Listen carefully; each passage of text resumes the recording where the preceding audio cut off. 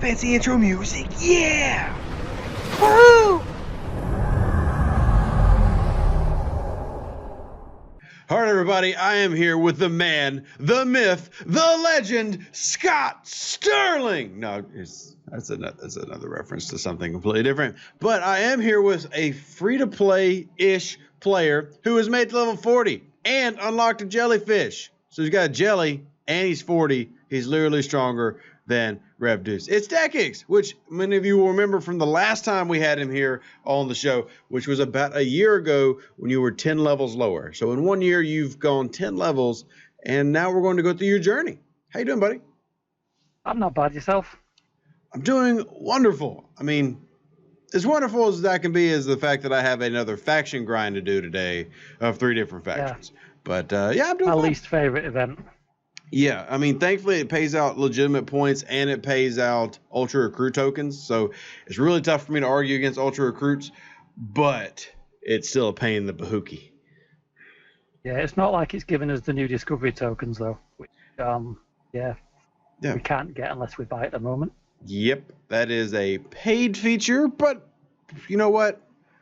We're going to talk about not paying because believe it or not, everybody. And just to preface this, because I know we're going to have an immediate amount of people going, no way, this dude is lying. It's not possible to be level 40 free play. I confirmed with Scopely. So what more do you want? Like legitimately confirmed with them. And they were like, yeah, he has spent less than, you've done the battle pass. You had a Google Play gift card. So I know you don't like to. Yeah, I know you don't like to count that as cash, but you money was spent on the account, but a battle pass, and that's it. That's all. And Scopely confirmed this. So yeah, you're basically free to play unless people really want to get hardcore. But if anybody is in the 30s, they can tell you that one battle pass ain't paying for nothing to get you to 40. So that means we need to start on this journey of one. How did you get to 40? Let's just start with the basics. How did you get to 40? Well, a lot of planning, a lot of patience, and as we were just talking about a little bit before we got on air, quite a lot of sacrifice. You can't do everything realistically. It's just not possible. And I'm not saying that people who spend money are wrong, because if they don't spend money, then the game doesn't exist, and the rest of us don't get to try not to spend money. So I'm totally not against people spending, which is great. I myself, as you said before, I consider myself completely free to play. The game has had one pack out of me, which was the first battle pass, where you got the 1 of 10 avatar. We paid for that with a Apple gift card that had been in the house for about a year. It had been scratched off or torn off, whatever it is. So we couldn't exactly sell it or anything. So I decided to use it. But other than that, I haven't had any other packs. I've had no primes, anything like that. So other than that, there's nothing. So it's been a lot of time. I do spend more time than most on the game. I got a notification from Apple Screen Time at the beginning of the week saying that my playtime was actually down 49% at an average of 3.5 hours a day. So you can probably double that. That's looking at the phone, not the game the entire time. But while we've been between the arcs, I have been on quite a bit less. Well, so you said that 1, it takes a lot of planning, and 2, the amount of time. So 2 questions to get us into this. Yep. About how many hours a day throughout this process to 40 would you say you spend in the game every day?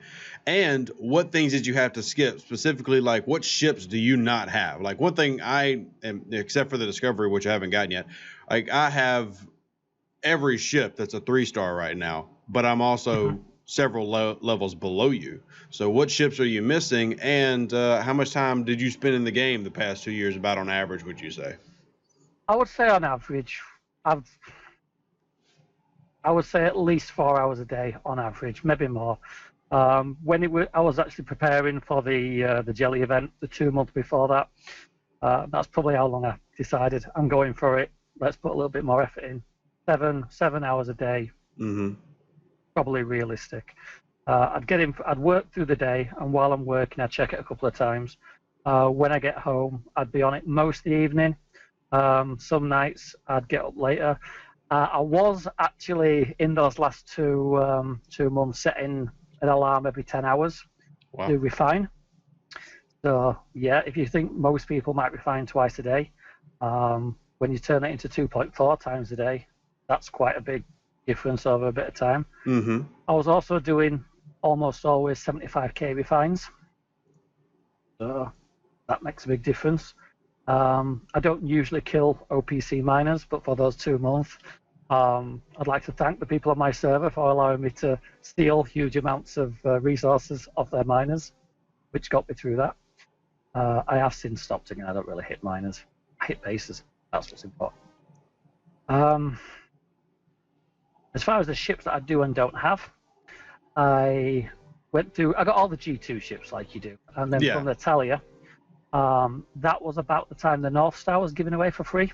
You know, like we get as ARC events now, and the ships are given away for free if you're there when it happens, like with the Vidar and everything. Well, the North Star was given away for free, as you'll know yourself, if you did the events.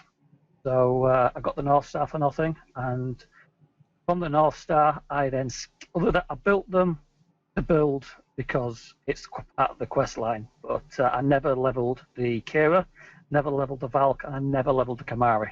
So you basically skipped the commons. You skipped the common ships.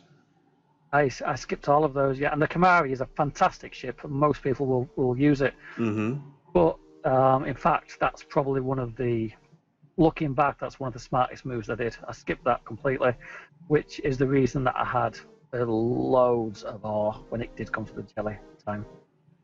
Well, not the only reason. Among them. So I went from the North Star, then got the Saladin. I went from the Saladin, took that all the way up until I got the Enterprise. I still use the Saladin now for dailies. It's a great ship. Got the Enterprise, and I took it to tier 3. It's not even 2 million because, again, saving my stuff because I was going for the Jellyfish. In fact, the main reason I got it was so I could get into. I'm not in the strongest alliance in the world as far as the ships around me, but we do quite a lot of armadas, and a 1.8 million Enterprise at the time was one of our top 5 ships. So it meant I got into pretty much everywhere without any sort of argument. So great, that probably paid for itself. Then now, excuse me, and now I've got the Jellyfish, as you know. So they're the ships I've got. North Star to Saladin to Enterprise, Jellyfish. So basically, Intrepid, Burrell, Bortus, all those have been skipped. D4s, no D4s, no D3, no Legionary, no hijack ships. I did build during the Jellyfish event in order to dump the uncommon that I wanted to spend. I built 2 Legionaries, a Mayflower, and a D3, and put quite a lot of uncommon into them at that point because it was just score points. But in the preparation, getting up to that point, I didn't have them. So you didn't use the Mayflower Legionary thing in the 20s. You waited, kind of like how I talked in the video about waiting to build them just to scrap them later. You just built them to put the uncommons into them to get points for your jelly event. Now, I'll throw the jelly event that Deckix won on the screen. Keep in mind that him winning this event is definitely different than everybody else winning. I mean, that experience goes server to server is grossly different. I mean, how many points did you spend? Because there were servers where 50 million was the winning bid. Oh yeah, this isn't realistic on every server. The European servers stand much more of a chance than the American servers. I think the average on the European server for winning a Jellyfish is somewhere between maybe 4 and 5 million. I went into the event with about 45,000 uncommon, 3 epic armadas, which is 150,000 points as well, and 14 rare armadas to start, which are 15k each. So altogether, if I'd have spent all that I could, I'd have been a little bit over 5 million. As it happens, it was around, I think I was on about 3.5, nearly 4, something like that. But there was, how can I put this? There's no reason why you can't let your competition know that you're definitely going for it this time, and if they want to compete, Yeah. it could be expensive for them. If they want to wait a month, that might be smart. I'm not saying you price fix. You can't do that because you're just going to get reported. People are going to get upset, and yeah, can't do it. But there's no reason why you can't communicate with people. Say, yeah, I've got X amount. Here's a screenshot on Discord. What do you think? Are you going to be going for it? I definitely am. So, yeah. I mean, Photoshop. So communication with your alliance and with your server helped you get there too. A lot of people agreed, like, okay, Deckix has earned the right to go after the jelly this go around. Well, it wasn't so much that. It was a case of the people in the other alliance. Because not everyone, I didn't tell everybody, but if I told somebody in an alliance, they could then go ahead and tell people in theirs, look, he's got 5 million points worth of stuff. If you're going for it, you've got to come top 2. You've got to have at least enough to beat 5 million, otherwise you're fighting for second. So, case of making it, letting people know it won't be an easy ride this time round. So. Well, I mean, and that said, 4 or 5 million points would not have come near first place on any on the, so like server 20, the last event I built the D4 up to like tier 5 and spent on buildings and ended up, spending a few million and wasn't even near the top 15. So it's definitely server dependent. And as you said, the American servers seem to spend a lot more money than a lot of European servers do, because we'll have 20, 30 million. I mean, people will literally spend thousands just to unlock the jellyfish, which is crazy. I mean, crazy to me. Crazy is a perspective thing. And it's not just uncommon as well. I went through 19 billion par steel, getting from 36 to 39 with the shipyard built. And obviously you do that because you have to do a lot of pirating. You have to do a lot of raiding to amass that amount. One of the biggest pirates around when it comes to raiding bases. In fact, I've calmed down a lot recently because, well, I just haven't had the time. But for quite a while, I was the top on the server for resources raided. So how many resources rated points have you obtained so far? I'll have a look if you want. Just give me 1 second. Yeah, just out of curiosity. And for those that don't know, resources rated is not a true 1-to-1 in terms of the points that you get. So was it like 0.4 for par steel, like 3/4 for tritanium, and right around 1 for dilithium. So if somebody has got 2 billion resources rated, they've rated a lot more than 2 billion. Don't it to the camera. Can you read that? Yeah, 7.7 billion resources rated points. That's quite a bit. Yeah, it's 3 times what my main account has. 3 times. Yeah, well, realistically, I wouldn't be surprised to find out I've spent 3 times as many hours on the game as you have, and you're a content creator, so it wouldn't surprise me. Yeah, lots of hours in the game. Sometimes I don't like to admit how much I do spend in terms of time in the game. I mean, I enjoy it, but a lot of my time is, just making videos, doing like what we're doing right now. It's making videos, editing. It's not actually playing. Like I am trying to crack a base in the background because I desperately need some more tritanium, and I'm hoping this little 4 million base opens up because that's easy. But anyway, as we're continuing along the process, so we know what ships that you've skipped. We know that you raid. In terms of raiding, since you do raid so much, what are some raiding tips? Because really what I want to do with this video is help a lot of the free-to-play. One, for them to know that it is possible for them to grow, get to level 40 if they want to, even if it will be a grind, and what that process looks like, but how the raiding has to go. Do you do mostly alliance-based raiding? Is it solo-based raiding? What's that look like for you? I don't personally share very often. If I see someone in my alliance raiding and they say anybody can come along, I wouldn't go. And it's not because I don't want the stuff, it's because first of all, you get arguments because if I'm raiding a base, I come back, I don't mess about. I'll be hitting it.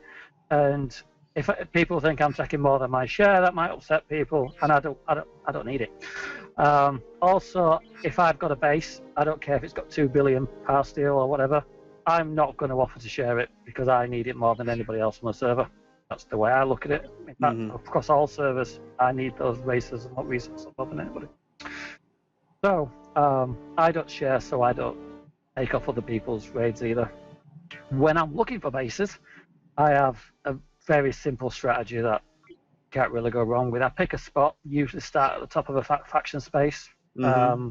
Doesn't matter which one. Start at the top of Fed, and I work my way down. Every single system I'll work through, and then I'll go to the next faction space. I'll work my way through those, then the third, and then I'll work my way all the way down until Now, I kind of either get too tired or I get to the point where there's no more systems to hit.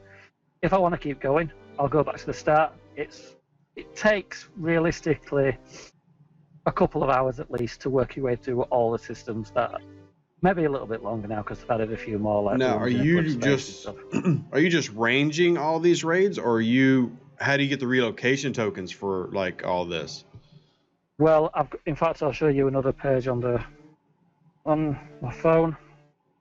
The reason I tend to get a lot of relocation tokens is because, can you read hostile ships destroyed there?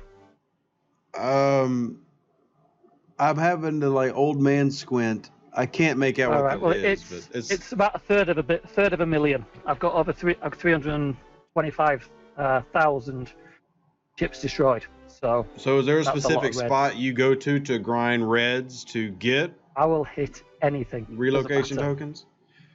Well, when it comes to raiding, what I'll do is I will put Helvia and Scotty on my smallest envoy, and I'll send it out. I'll hit the base. If in 10 minutes the shield drops, I'll relocate there.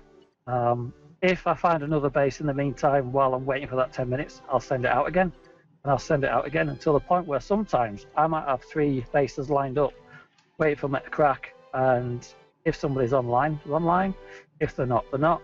I will tend to raid late night when people are either sleeping or on night shift or whatever. I tend to get more success. I've got a young daughter, so she tends to be up all night. So. Yeah, relatable content there. Mine is 4 months old, and sometimes she's up at 3 in the morning and says hello. So. Yeah, exactly. So I will work my way through every system. I'll hit as many bases as I can find, and I look at the Parseal, Tritanium, the Lithium as unlimited. They are unlimited resources. You can get as much as you want if you put the time in. There's no limit on it. You will find bases if you're looking for them. But the stuff like the uncommon, the rares, stuff like that, you can't just steal those. So you've got to be. That kind of brings us to our next big point: is how did you amass the uncommons needed, not just for buildings, everything. I mean, because as I can tell you, I mean, buildings and research start costing hundreds of uncommons a piece. How did you amass the thousands upon thousands of uncommons? I realize you skipped a lot of ships, which helps, but how did you get the thousands of uncommons needed to reach the point where you could get to 40? Well, just to drop back a little bit, because we were talking about ships, and I've just remembered we never didn't mention this. When it comes to skipping ships, I don't have the best miners in the world. I don't have a single miner that can reach Warp 40. So there's sacrifice there for a start, because I wasn't prepared to spend the crystal on it to get it there. My best miner with stun on it can take 1 million per hit off bases. So I decided that was enough. Yeah. I can do 300 million an hour if I just keep hitting. So that was. Hey, and just the other way to clarify, I mean, tell everybody that, because I've mentioned this a lot, but you can, I mean, you can still mine 4-star even without that miner, because. Yes, sorry. With the jellyfish, once you get to tier 2, and you have to get the warp drive edition at tier 2.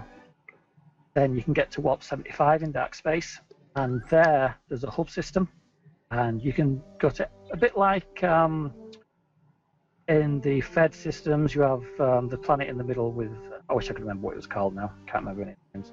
But the systems where you've then got a lot of planets you can relocate, load of systems you can relocate around it. They're very similar to one in dark space, or there's 3 in dark space, 1 in factions. And there you can mine G4 resources, and as long as you go to one of the outlet, the systems connected to the hub, you can then warp to the middle with any miner warp 26 or above. Now, just for those listening, do you remember one of those system names for dark space, just so we can reference I can to? find it. And I'll pull it up in the. I'm actually rating here in the background. But I'll pull it up for us while everybody who's listening can check it out for themselves, because I know it's a tip that not a lot of people know. And when dark space first opened up, one of the first things the whales were finding out that they could relocate here and use fortunates, and that was like shocking to them that they could, or envoys, not fortunates, envoys. Envoys with Scotty, you can get from the outside system into the middle. Yeah, there's also one of those systems that has got Latinum nodes in, so you can actually mine lat out in dark space. I mean, it's not the quickest in the world. It's not as quick as like Sullivan, but it's Sullivan's still the fastest node in the game. Yeah, and you don't get a lot of hassle out there once you're in G4 space. People leave you alone because they want to be left alone typically. Mm-hmm. So, yeah, you can go. I've had miners overprotected cargo by 100,000. No one's touched them, so that's good. Right, the Federation one is Hollies, HOLLES, and it's the level 43 zone. That is the hub system. And off of that, you've got systems that you can communicate. And by the way, it's always easy to note what a dark space system is, just because it has the little eye with a weird orbit around it. Not sure where that logo came from, but if you're just curious. But if you're in any of these hubs, so like if you're in Almango, you can then fly to Luaman, even though the warp range to Luaman is 75. If you're inside the hub, you can fly to any of the branches. So with anything above level 26, warp 26. Yeah, so and that's one of the reasons I mentioned in my video that maybe it is worth skipping faction miners. Yes, as a pirate, I mean, I've got 2 of them out right now raiding a base, but yes, they pull in 2 million apiece, but I've literally spent, because they're both tier 6-ish, so I've definitely probably spent 10,000 crystal on them. Well, that crystal I can't believe it. Much needed in a lot of other areas. So I didn't need to do any of that. I could have 2 maxed horizons and get into dark space and do what I need to do. Now, you do get a little bit faster in terms of mining speed, but honestly, the 30 minutes to an hour that a max mining speed can save you, is it really worth it? That's kind of up to you to decide, I guess. For me, it's not, because when I mine, the times I do, I overnight mine. Like, I set maximum protected cargo and I leave it on a node overnight, knowing it's going to get destroyed and not caring. So that doesn't matter if I'm mining fast. So that's how I do it. I think the most important part of, I suppose the most important part of gathering resources, which is the raiding, is making sure you don't get raided yourself. Retention is just as important as your acquisition. There's that. With the uncommon stuff, you have to play the events. By that, if an limited time officer event comes along, and I'm talking milestone, not leaderboard, they are the ones to gather your resources from. You should never spend XP on an officer unless there's an event on. Double event, even better. I don't pull officer shards unless there's a shard event on now. I know they're still fairly new, but same. I won't upgrade a ship usually. It's changed now because of Ops 40. You no longer get a benefit from upgrading G3 ships. Now my intention is to upgrade my G3 ships during auction events, like the Discovery one going on now. I'll probably skip the first one though, because it's priced higher than and also skip the Jellyfish one. So there'll be 2. Something else worth mentioning is when I went for the Jellyfish event, I had 390 loyalty tokens. That alone was 7,800 uncommon, because I cashed them in at level 38. The most benefit you'll get from the 30-day loyalty tokens is to do it at 38 upwards. So if you don't need to get that 30-day pack right now, and you can wait until you hit level 38, even if that's a year away, wait. You don't need it. Don't do it. See, I'm real bad about that. Like, I get mine and spend it as soon as I get them. 30 days. You said you had how much saved up? 390. You had over 13. A year's worth of loyalty tokens saved up. So I mean, this goes into the planning that you're talking about to reach 40. Is you're thinking long term in everything that you're doing. You have a little black as well book as the planning. that's not for all your ladies' numbers. It's for planning Star Trek Fleet Command. Yeah.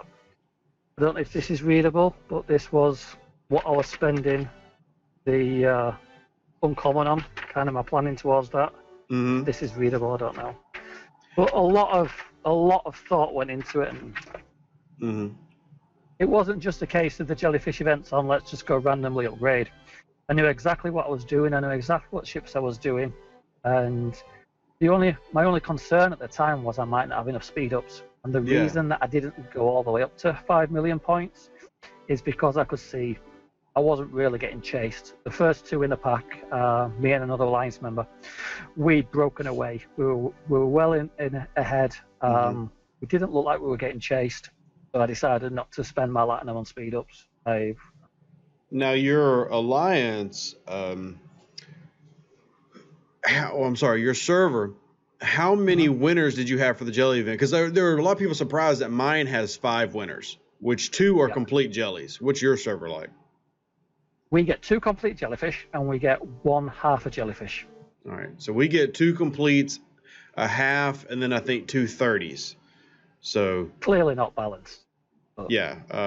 Now that's on server 20. I don't know what it looks like on server 43 or server 189, just because I'm not high enough to see the event. But I know on server 20 we get 5 winners every time it rolls around, and that's how I've been able to amass my blueprints. Is I think I'm at 100 out of 120 for a jelly, and it's been through getting 5th place in 3 jelly events, and then the rest are from Epic Armada pulls.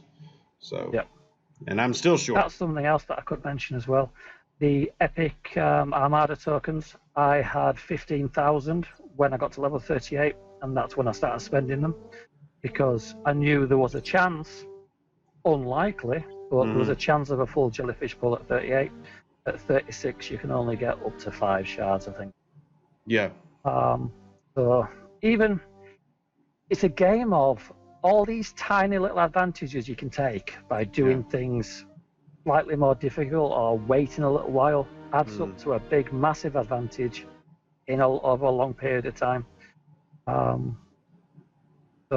it's I got a couple more questions for you. The first is everyday events. Obviously, we have the big events like jelly events and everything, but there's a schedule of regular little events like officer events that not a lot of people know exist, and I almost feel like we shouldn't tell, but we're going to anyway because it's been 2 years. The 6 and 12 hours. But they come in a sequence. Do you want to explain the regular events? Because knowing that schedule and knowing like when the doubles appear is very important for your strategy. Well, the 12s and the 6s don't overlap exactly. They're on 2 separate. If you think there's a schedule of 12-hour events and there's a schedule of 6-hour events, like what made it obvious to me when I first spotted it was there's 2 limited time research leaderboard events, and they always come one after the other, and it's always Tritanium in the first one is the big prize, and Parsteel is the big prize in the second one. Because they're not always the same rewards. Sometimes you might get officer shards as well. But then that made me start watching, and so there's a schedule of 6-hour events. If you basically make a note of them over a period of time, then you can make a calendar of all the 6-hour events, and then you can do the same with the 12s. But the don't. What's lined up with a 12-hour event right now with the 6 hours might not be the same later on, because I think 12 hours. They move slightly out of sync all the time until they move back into sync. Yeah, so it's a weird like little orbit they do, but if you track it, you can do stuff like come around to double officer events, which is very handy to pay out, and double any of the events. There's 2 12-hour events going on right now, the research and the officer recruit for me, and I leave these alone. But the dot fixed it. Yeah, I leave these 2 alone until a double comes around. Also, you can if you've got to finish a build today because you haven't got your 70 million resources spent to get your faction rewards, which you should always be doing every day for that. Yeah. But you're thinking the next one might be a station event, so I'll not complete now. I'll wait the 4 hours and see if the next one's a station event. If you know that the next one's a station event, you've cracked it. Or if you know it's not a station event, you can rush it through now. Or you can rush through the research instead, or whatever. It's good to know these things. I mean, right now I don't actually have the accurate calendar anymore, because once they added the shard events in and stuff, I didn't really follow up with it again, because it changed slightly, and I'd have a good idea if I wanted to figure it out, but because they haven't changed that much. Yeah. I think there's a website somewhere actually with it on. Somebody mentioned that to me, which is another reason I didn't. I've not seen the website, but I have a Google spreadsheet charted out, and it does need to be updated, I'm pretty sure. But the basic idea is a lot of the daily events can all be tracked and scheduled so that you know what's coming and to plan on spending things at certain times to get more resources, and mostly to get, even if it's a small amount, a little bit more uncommon than you're normally used to getting in a week. Because we complain about the refinery all the time, and while I do agree the refinery is bad, truth is there is a lot of uncommon out there to be had. You just have to work a lot to get it, essentially. It's any advantage is a good advantage, but you just mentioned the refinery. If you're waiting to rush through Ops 36, let's say you're Ops 35 and you're ready, and your Ops 36 is cooking, wait for your refineries to come around, cash them in and get your rewards, then complete the Ops 36 and your refineries come instantly back up again. The reason for that is because it changes you to the next tier and you can basically go again. I mean, it's not a big advantage. It saves you 10 hours. Well, but yeah, it's but there's also like and you've had this hit you when you go up every 2 levels and the pack tier changes. A lot of resets happen in the game that if you do them right before that happens, you can then go back and do everything you just did. And sometimes you can collect packs, like all these specialty packs they give out. A lot of times you can double collect on those if you're hitting a certain ops level right when it happens. A lot of the time it's the same with reputation and stuff as well. Once you grasp those little hidden nuances, if you want, with the game, you can take a lot of advantage of it. And here's another little one. The generators C, D, E, F, and so on. You only need to build A and B. But that doesn't mean you don't build the rest of them. You have to build them at the right time. So if you've got a 10-day build going, let's say you're doing ops and it's 10 days, and you don't want to rush through your ops, if you've got a generator D at level 2, it's going to cost you like 1 latinum to instantly finish it. While your ops is still cooking, it doesn't affect that. You can instantly finish generator D, and you've just finished your build daily and got 66 hours of speed ups. I'll admit my build dailies I really struggle with. That's not something that I do much of, and that's kind of one of the reasons that I've got tons of repair speed ups, because now that I have 3 factions, positive and swarms, there should be no excuse for anybody to not have repair speed ups anymore. But in terms of regular speed ups, that actually is a struggle for me. And that's the first thing I thought of when you said that you had 300 days worth of loyalty tokens, because you get 3-day speed ups in that. I'm like, my goodness. I had 450 days of speed ups going into the Jelly event. I had nothing at the end, and that includes the loyalty token stuff that I took. I had none at all. It was awesome. Well, the big question I think to ask here towards the end is, was it worth it? I don't know. 2 if I years playing this game, I'd be playing a different grinding game. to 40. Basically, are you enjoying yourself did the grind to 40? Did you enjoy it? I like the game.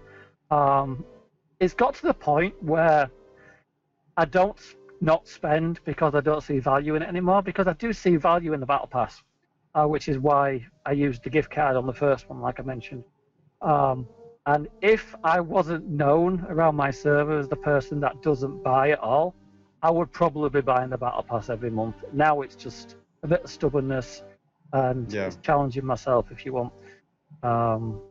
So I see the value in stuff like that, but I would never be the person that bought $100 packs. Well, so have you already started calculating the time it takes to get to 50? Because when we did this a year ago, you were 30.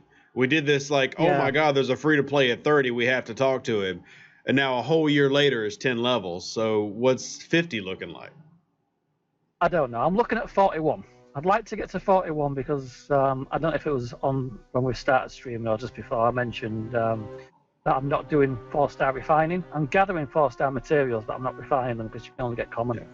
So I want to get to 41 so I can start refining that. Also get myself maybe one of the new faction miners. I haven't decided yet, maybe. Get you the Bachor? One of them. I don't know which one I'm going to go for yet. It won't be the Hydra because I'm definitely not going Fed. Yeah. Of course, knowing your luck, by the time you get deep into it, they'll actually fix all the Fed 4-star stuff and it'll be worth using. Instead of the Kelvin being a glass cannon and the Enterprise A being a huge disappointment like a J.J. Abrams movie. It was... maybe so. Maybe. But we all want the Enterprise D now anyway, so... You know, I have a real feeling that they're going to make that the last IP they go through. It's got to be. It's going to be like, that's going to be like 2022. So we're going to go through Discovery. Maybe we get Picard, maybe not. And then we'll get like Voyager or something. And then we'll finally get DS9 or the original series. It's going to be. I'll sort of for Defiant. Defiant would be quite good. In fact, I think Scopely should give me a Defiant like before everybody else because like you earned it. I'm free to play. Yeah. Yeah. You've earned it. Yeah, something like that. Well, I mean, it would. I'm also curious. I mean, do you have any plan of going back and getting some of the ships you skipped just to collect them? I mean, because that's the big thing for me is that hinders me on all my accounts is I'm a ship collector, and that's a problem because even on my accounts that aren't Scopely welfared or whatever, you know, that I've spent money on, I feel like I got to build every ship just to have it. So as I grind out the blueprints, I will build the ship. I mean, I have got a Centurion, but it's level 5 because it's never been. You haven't tiered it up at all. I haven't tiered it. I do have a Bortus. In fact, I could have had 2 of each because I've killed that many hostiles that I do get them. I haven't got to the point yet where I can build a Gladius, a Brel, or a Intrepid. In fact, I wouldn't build the Intrepid anyway, just out of I'd be ashamed to have it. But once I do get that many blueprints, I would build it just to have, but I probably wouldn't tier it up unless I was at the point where I had massive amounts of G3. I'm now, I know Ops 43, I don't need it anymore. I might level up to scrap. Maybe.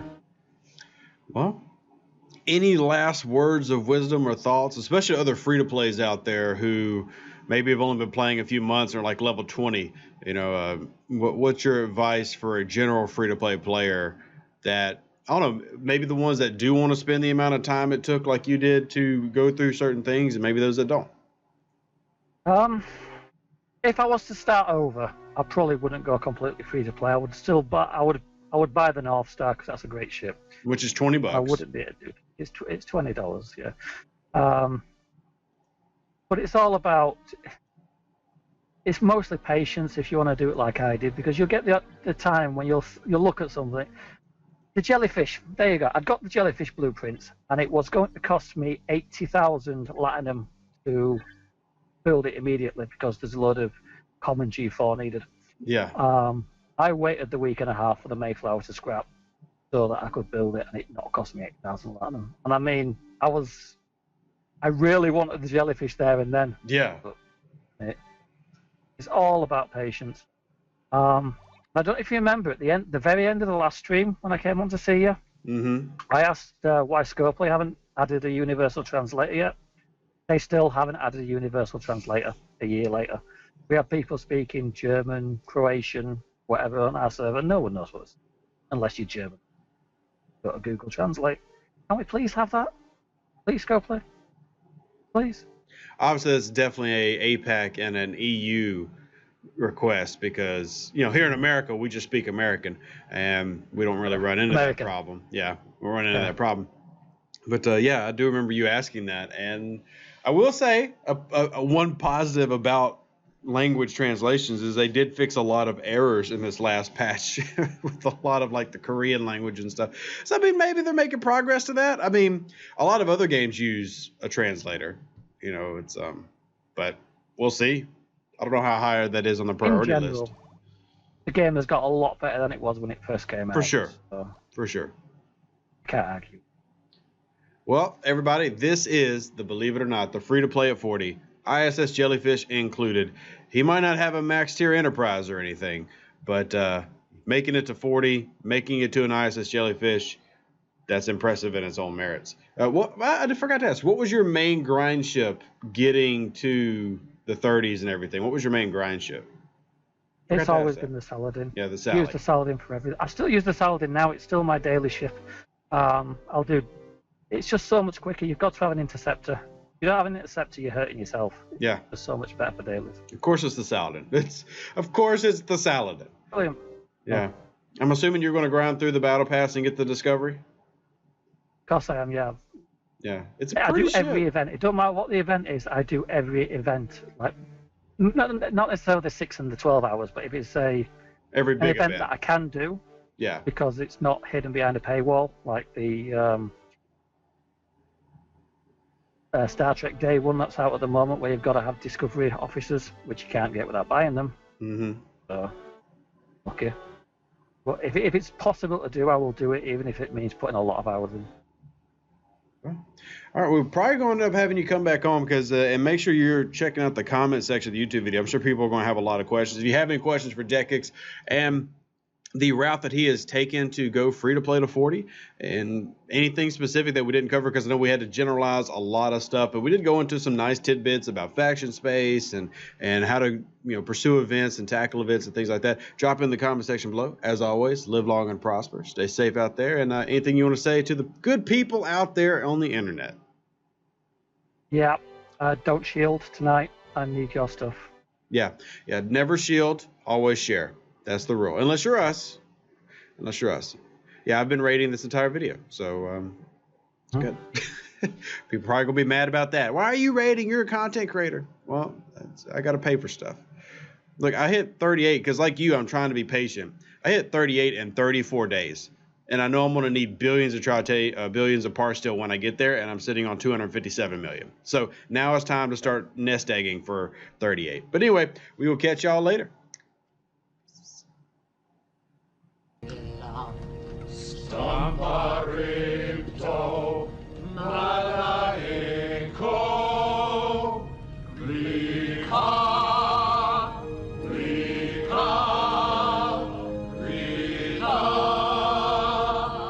Nasopakale Tigopa